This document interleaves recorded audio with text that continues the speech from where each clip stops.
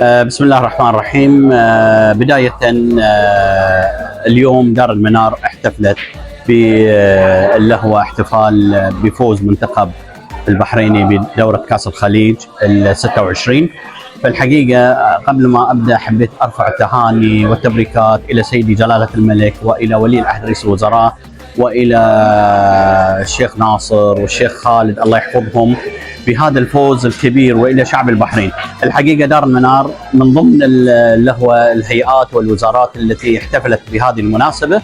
فاليوم قمنا احتفال بسيط، واحتفلنا بالكاس، واحتفلنا بالعرضه، واحتفلنا بشعراء اخواننا من بعض المناطق مملكه البحرين يقوا الشعر، وهناك الدزه لامهاتنا والعرضه، والحمد لله يعني شفنا الابتسامه في وجوه الجميع، وهذا يعني يدل على الحمد لله ان شعب البحرين كلهم فرحانين بهذه المناسبه. وان شاء الله البحرين دوم في تقدم ورخاء بقياده جلاله الملك وولي العهد والشيخ ناصر والشيخ خالد الله يحفظهم.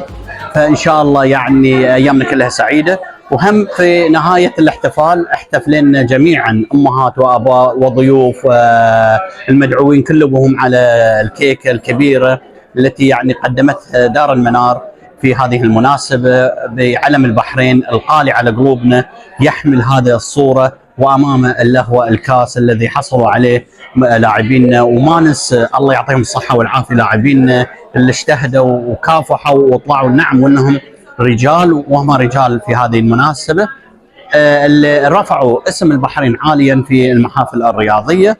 وما ننسى بعد المشجعين، عائلة المحبوب في هذه الاحتفال الذي يعني طلع صورة حلوة في دولة الكويت. شعب البحرين اللي تكاتف كلمة واحدة، ان يكونوا متكاتفين بعضهم بعض في ان يعني يحصلوا على هذا الكاس ويبونه في البحرين. وصحيح كلمتهم قالوا نيبه نيبه.